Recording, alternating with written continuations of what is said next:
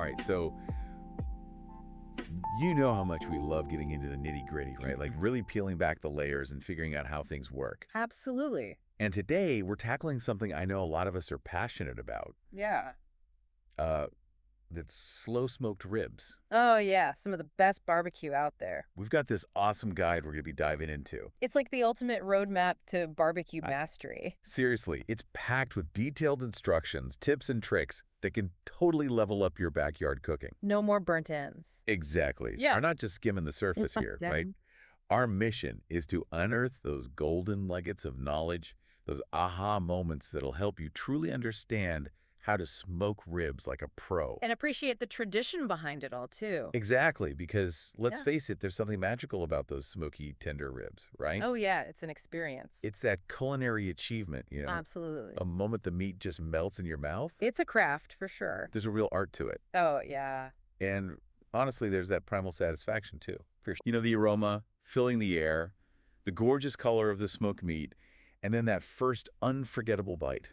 It's a sensory experience. It really is. And so often, ribs are the centerpiece of gatherings. They bring people together. They really do. It's true.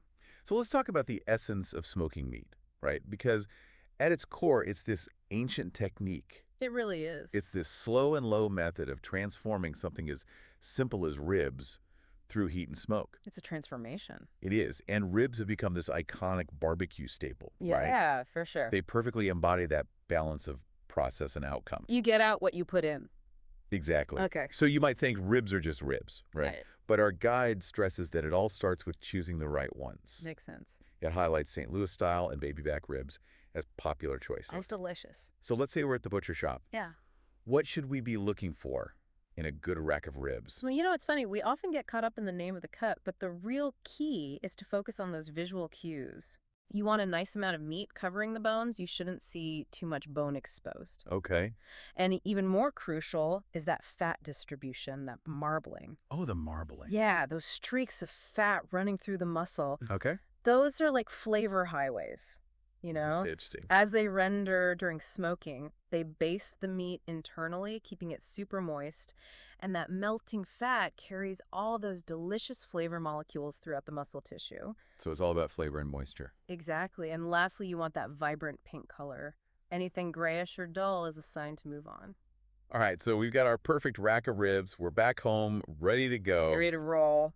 And our guide is really hammering this point home that preparation is key. Oh, it's crucial. So what are those essential prep steps that we absolutely cannot skip? All right, so first things first, we got to remove that membrane on the bone side. The membrane. Yeah, it might seem insignificant, but that tough layer can actually prevent the smoke from penetrating the meat fully. Yeah, so by taking it off, we're basically opening the door for better flavor infusion. So it's like maximizing that smoky goodness. Precisely. And then we move on to what many consider the heart of barbecue, the dry rub. Oh, yeah, the dry rub. Our guide gives a classic blend as an example: salt, sugar, paprika, garlic powder, onion powder, and a touch of cayenne. That sounds amazing. It's a winner for a reason. Each ingredient plays a crucial role. I'm curious about that. How do these spices work together? Well, salt obviously enhances the savory notes of the pork and helps release moisture, but it also does something really cool. It starts to break down some of those proteins, which contributes to a more tender rib in the end. Interesting. Sugar not only adds sweetness, but it's essential for that beautiful caramelization on the surface during smoking, creating that bark. Oh, I love that bark. Paprika adds color, and a subtle smoky sweetness. Garlic and onion powder provide that deep aromatic base that just pairs so well with pork. And then that pinch of cayenne adds a little warmth, a little background hum of flavor without being overly spicy. It's like a symphony of flavor. Yeah, exactly. And, we've coated our ribs generously with that delicious rub. Yeah. How long should we let those flavors mingle? That's a good question. The guide mentions at least an hour, but ideally overnight. What's the difference? That's where the science of marinating comes in. That extended time allows the salt to work its magic more deeply, seasoning the meat more thoroughly, and further breaking down those proteins for tenderness. Makes sense. The other flavor compounds also have more time to penetrate the meat, really establishing themselves. So while an hour will do the trick, letting those ribs sit overnight allows for a deeper, more profound flavor infusion. Gotcha. So our ribs are seasoned. They're patiently waiting. Now we're getting to the heart of it, Yeah. the smoking process itself. Main event. The guide emphasizes maintaining a consistent temperature between 225 and 250 degrees Fahrenheit. Low and slow. Low and slow, right? That's the key. But why? Well, a lot of people associate barbecue with high heat and fast cooking, but when it comes to ribs, low and slow is the way to go for a couple of key reasons. First, that gentle heat is perfect for breaking down collagen, the tough connective tissue in ribs into gelatin. Aha, and that's what gives us that melt-in-your-mouth texture. Exactly. Cooking at a higher temperature would make the muscle fibers contract too quickly and squeeze out moisture, leading to tougher, drier ribs. Nobody wants that. And secondly, that lower temperature allows the meat to slowly absorb the smoky flavors without being overwhelmed. It's a more gradual and nuanced infusion. So it's all about patience. It is. Now let's talk about wood choice, because the guide mentions hickory, mesquite, applewood. Do they really make a noticeable difference in flavor? Absolutely. This is where you can really personalize your barbecue and play around with different flavor profiles. I like that. Hickory has that strong, classic smoky flavor, often associated with bacon or ham. It's pretty assertive. Mesquite is also potent with an earthy and slightly peppery aroma, popular in Southwestern barbecue. Applewood, on the other hand, is milder and sweeter, lending a subtle, fruity note to the pork that's really pleasing without being overpowering. So it's like choosing spices for your ribs. Each wood brings its own unique flavor to the party. Exactly. And experimenting with different woods or even blends is part of the fun. So we've got the wood sorted out, but the guide also talks about setting up the smoker properly, specifically mentioning ventilation. Yeah, airflow is crucial. Why is that? Well, think about it. You don't want your ribs sitting in stale, stagnant smoke. You want a continuous flow of fresh smoke across the meat. Right. This gives you a cleaner, more desirable smoky flavor without good airflow. The smoke can get heavy and concentrated, which could lead to a bitter taste. Got it. So it's like a gentle kiss of smoke rather than being suffocated by it. Exactly. All right, so our smoker's dialed in, the wood is smoldering. Let's get to the main event, the smoking process. I'm excited. The guide recommends starting with the ribs bone side down for about 3 hours. What do you think about that? Yeah, that's interesting. Why bone side down first? Well, placing them bone side down initially helps to shield the meat from the most direct heat, which is usually below the cooking grate. And since the meat on the bone side tends to be thinner, this prevents it from cooking too quickly and drying out before the thicker, meatier side has a chance to catch up. Makes sense. It's about even cooking. Exactly. Then we've got this technique called spritzing, usually with a mixture of apple juice and vinegar. Spritzing. Yeah, we periodically miss the ribs during smoking. I've heard that. What's the purpose? So spritzing does a few important things. First, it keeps the surface of the ribs moist, which actually attracts more smoke particles, contributing to that beautiful smoke ring just beneath the surface. Oh, love the smoke ring. The moisture also helps regulate the surface temperature, preventing the ribs from drying out.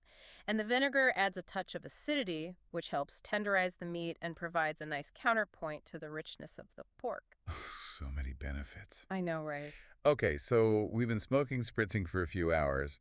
Then the guide says to wrap the ribs tightly in aluminum foil for another couple of hours. Ah, the Texas crutch. The Texas crutch. Yeah. What's going on in there? Yeah. Wrapping the ribs creates a steamy environment inside that foil packet. They're basically cooking in their own rendered fat and any moisture from the spritzing. Interesting. This speeds up the tenderization process, breaking down any remaining tough connective tissues. It's a super effective way to get those fall off the bone ribs that everyone loves. So it's like giving them a steam bath. Exactly. I like. All right, so they've had their sauna time. Now it's time for the grand finale. The moment of truth. We unwrap those ribs.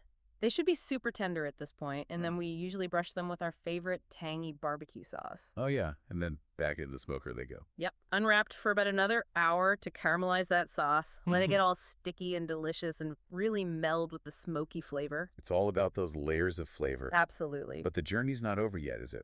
Our guide stresses the importance of resting the ribs before carving and serving. Resting is crucial. Why is that? Well, during cooking, the muscle fibers contract and lose moisture.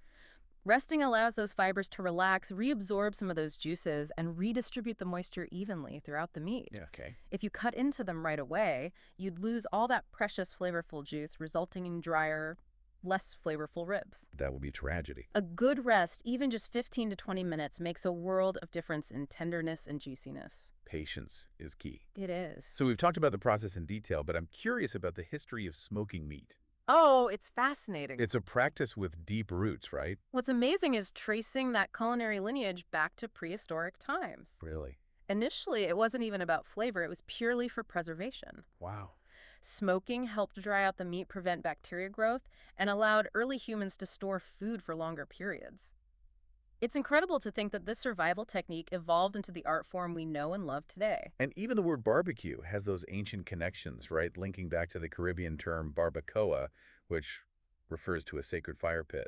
It shows the deep cultural significance of this cooking method. It really does. And speaking of barbecue legends, our guide mentions some modern-day masters like Aaron Franklin and Myron Mixon. Oh, yeah, they're icons. They've dedicated their lives to perfecting this craft. True masters. Franklin is known for his meticulous attention to detail, from wood selection to temperature control. He's got it down to a science. And Mixon brings that competitive fire and a wealth of knowledge from years of winning barbecue competitions. They've both inspired countless people to explore and elevate their own barbecue game. So when we look at the big picture, smoking ribs is so much more than just following a recipe. Oh, yeah, it's an art form. It's a blend of tradition, patience, and skill. It's about connecting with the past. It really is. And creating something truly special. And that's the key takeaway for our listeners, right? Smoking ribs isn't just about cooking meat, it's about participating in a time-honored tradition, understanding the science behind it, and creating something that brings people together. It's about those shared experiences and memories. For sure. So if you're feeling inspired, maybe it's time to dust off that smoker and grab your ingredients and embark on your own slow-smoked rib adventure. This guide is a great starting point. It really is. And as you fire up that smoker, I want you to think about this. Okay, I'm listening. How amazing is it that an ancient method born out of necessity has transformed into this intricate and celebrated culinary art that continues to connect people through shared flavors and the tradition of cooking over fire. It's pretty remarkable when you think about it. It really is. Food for thought. Food for thought indeed. All right. Thanks for joining us on this deep dive into the world of slow-smoked ribs. My pleasure. Until next time, happy smoking. Cheers to that. Cheers. Take care. You too. Bye. Bye.